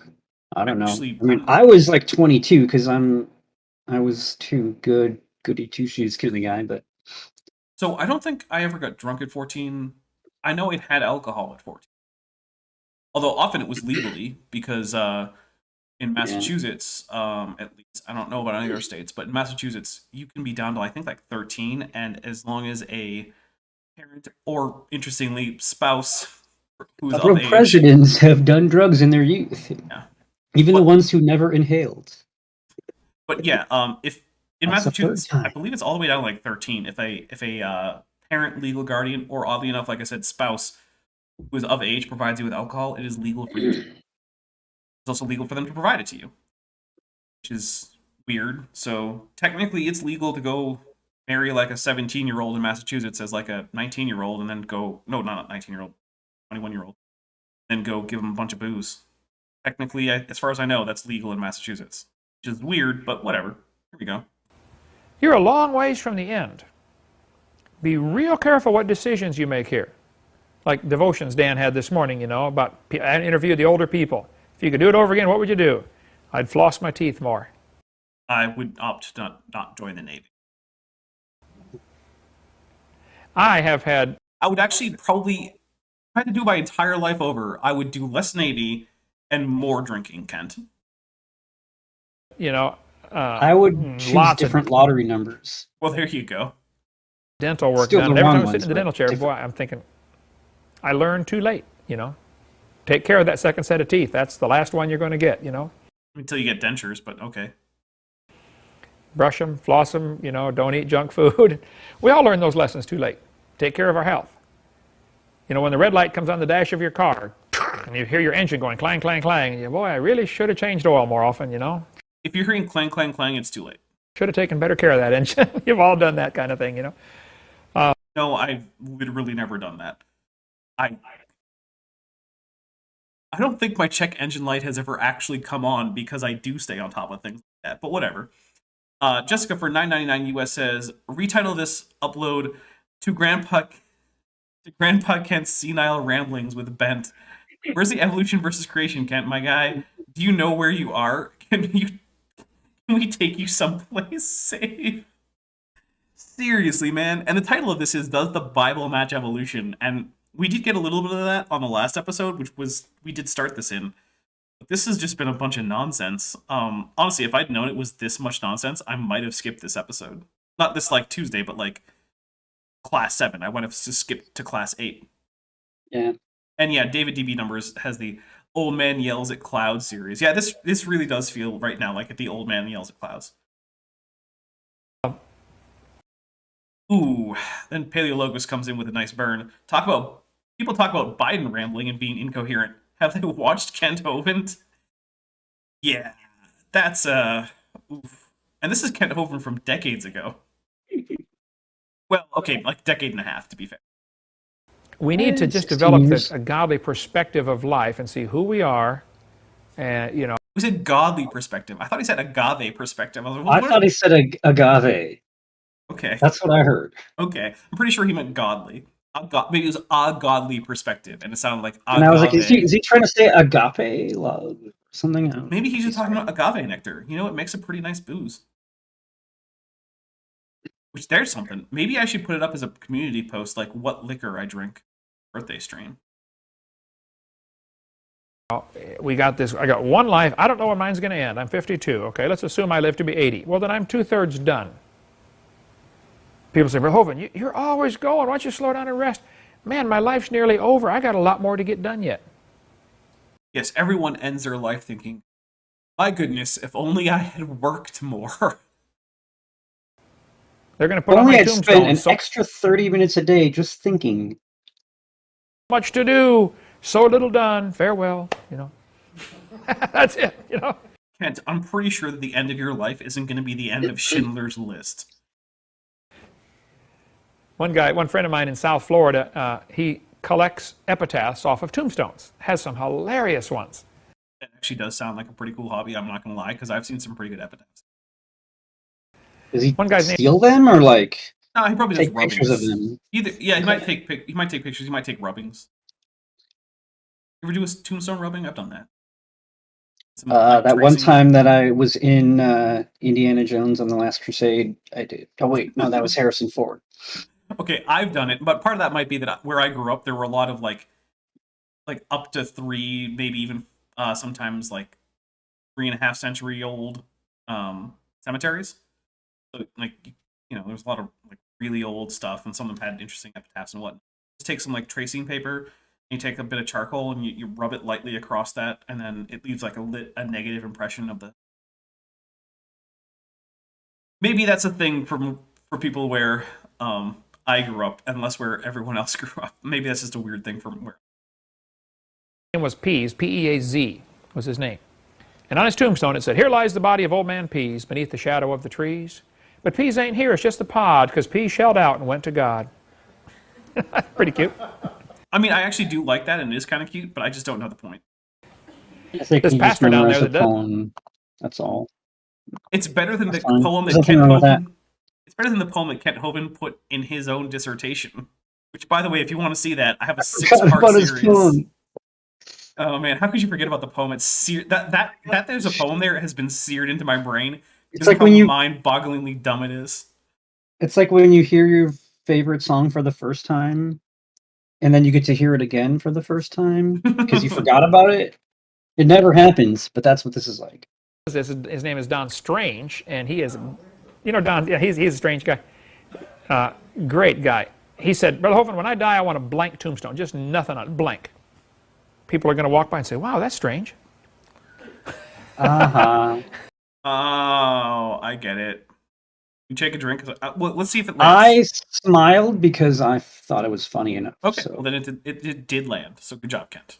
It's got hundreds and hundreds of those things. If I weren't so dead out of Get the off on all that. inside, Okay, tombstone. I might have laughed. Baseball. Take time to consider what God has done. As a kid, my parents bought me a microscope. Who cares? My goodness, this is gonna break me. One of the best gifts Talk about ever. evolution. I would take, it wasn't a real powerful one. It had 30, 60, and 100, I think, were the options, okay? You know more about microscopes than I do. Is that weak? That's stronger than he actually had. Okay. It wasn't He didn't have it. Maybe he did. super powerful. But I spent so many hours looking at things through that microscope. I just look at everything. Look at a dollar bill, look at a hair, look at a piece of cloth, look at a piece of rug, look at a hair off a dog. How's a dog hair compared to a human hair, Spend hours and hours and hours, hundreds of hours, just looking through the microscope at everything. No, you didn't, Kent. You didn't spend hundreds of hours looking through that microscope. I'm taking a drink for you that didn't. Now, Not the worst thing to do as a kid to look at things through a He microscope. didn't spend hundreds of hours doing it. I don't believe him.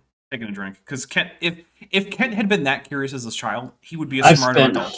hundreds and hundreds of hours looking in a microscope. Well, yeah, you had a job doing that. I believe that. That's true. Start off with a magnifying glass. My mom and dad were just really good teachers, and they taught us, all of us kids, to just enjoy learning, Whenever we traveled, as a kid, we took a vacation. Every year He learned everything he wanted to learn at like 20. My goodness. There's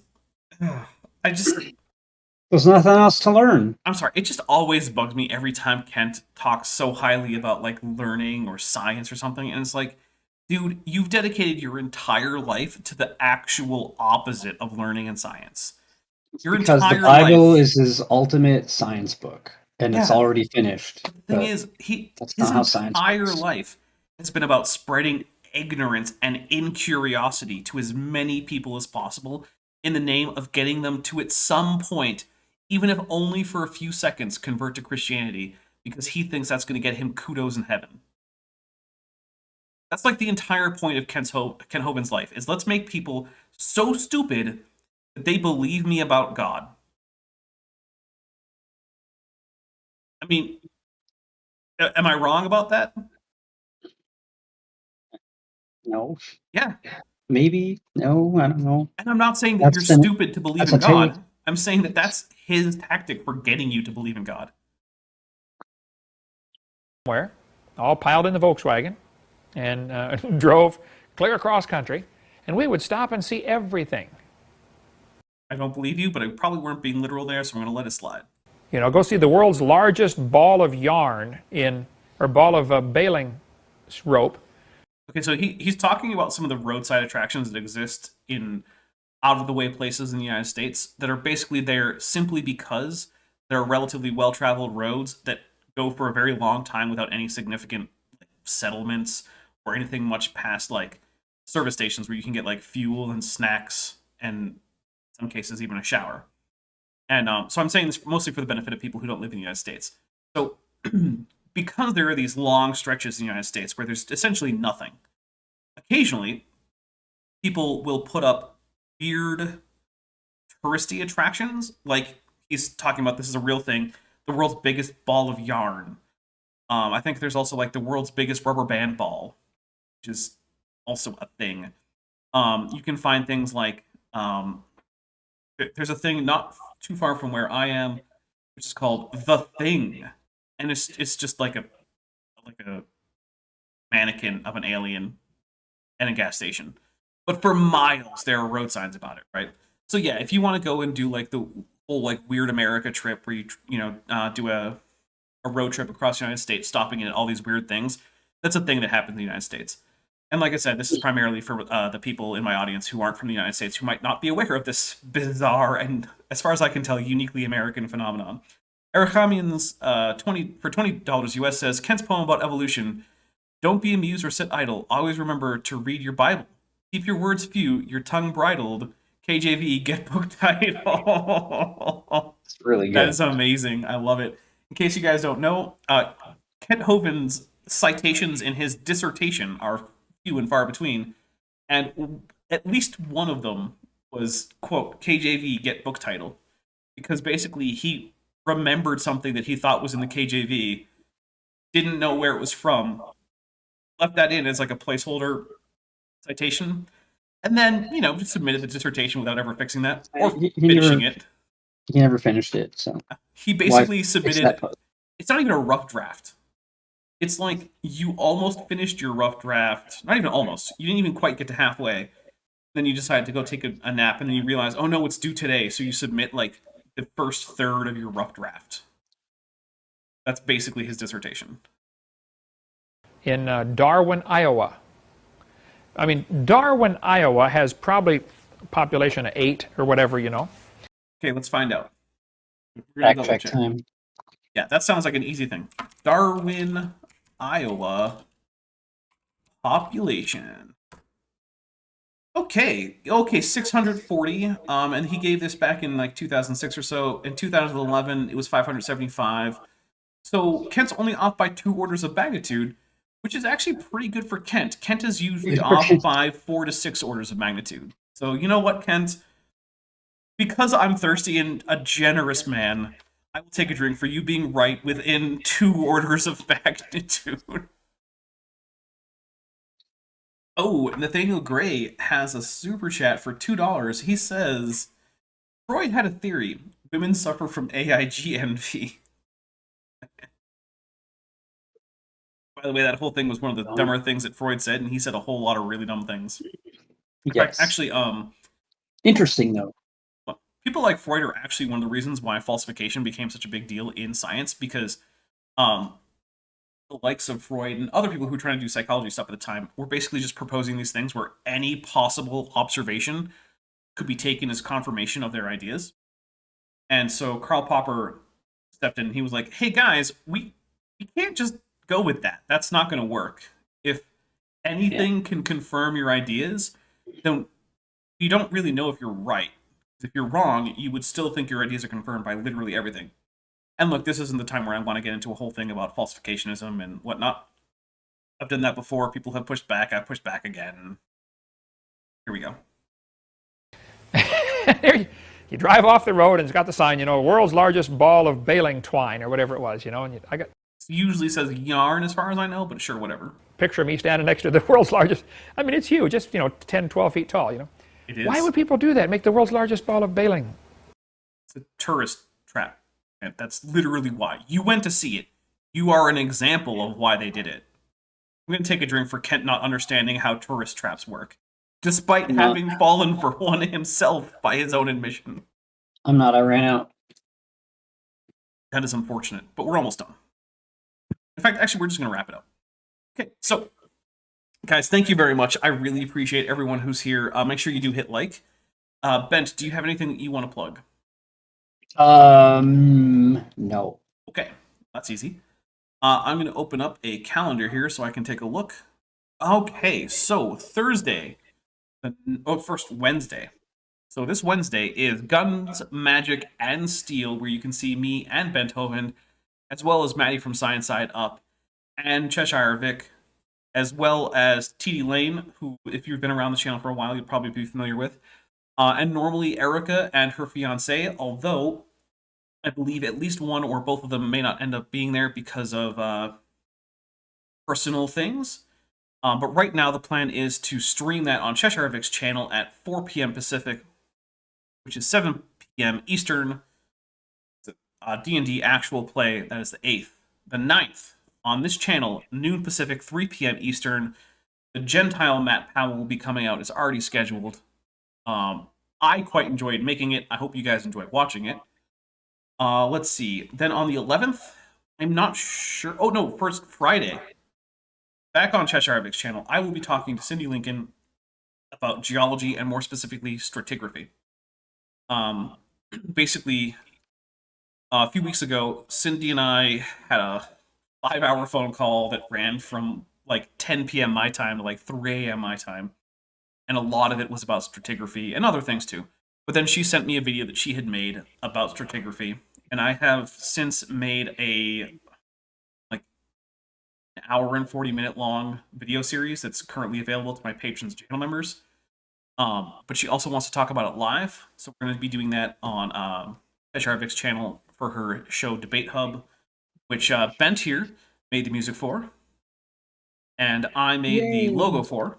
So this is a bit of a team effort. So we're going to be doing that on Friday. That should be at 5 p.m. Eastern, which is 2 p.m. Pacific. Is that right? Yeah, there you go. I can't do that kind of math. Saturday, noon Pacific, 3 p.m. Eastern. I'm going to do something. I'm probably just going to do Dapper Reacts to things. I might have a guest on. I don't know. Then, Tuesday the 14th, back here for another Kent with Bent, but also featuring Maddie from Science Side Up. We love Maddie. And we're going to be doing the birthday stream. And I'll probably do something afterwards as well. I'm not sure what. Stay tuned. Maybe I'll just stream myself playing some video game and really sucking at it, because I'm not exactly, like a pro gamer guy. So yeah, expect a whole bunch of stuff just to, hang out with you guys, because just like last year, I have trouble thinking of people I would rather hang out with than my audience, because you guys are awesome. Let's see. Then Wednesday the 15th, 4 p.m. Pacific, 7 p.m. Eastern is going to be Power Rangers Jungle Beast over on Top Hats Off. That's my off-topic channel. It's going to be episode 4, The Rescue. That's already scheduled, so you can set a reminder if you want to see some Power Rangers RPG from Renegade Game Studios actual play. Then on the 16th, we're going to be starting a short 2-part series about whether or not there are dragons living in the world today. I'll give a little spoiler. This is a guy who thinks that a tiger played over a loudspeaker is evidence for dragons existing in China in the modern day. Okay. Yeah, that's the level of evidence that we're dealing with here for whether or not dragons exist. Let's see. I'm convinced. Well, obviously. So then on the 18th, there's going to be a Leaving Young Earth Creationism. I have to schedule that, but I have had it set up. That should be at noon Pacific, 3 p.m. Eastern, and that's as far ahead as I want to look. I want to once again remind everybody, please do hit like, do share the video, and if you want to support the channel, the easiest and best ways, as far as I'm concerned, are joining the channel with the link below this video, or joining the Patreon with the link in the description. And with that, guys, good night. I hope we'll see you tomorrow for D&D. And stay safe out there. Have a wonderful time, and thank you again. Thanks for watching, but before you go, I just want to say a special thank you to my channel members and my patrons, especially those pledging $20 or above. Work in Progress, Bent Hovind, Cynically Skeptic, Denny5252, Ian Chen, John Ackerman, Chris Love, Landon Knoll, Epitaphs, Mabbity Babbity, Sphincter of Doom, The Venerable Bede, and Patrick Dennis. As you probably know, YouTube is a very volatile platform, and from month to month my income on the channel can swing wildly.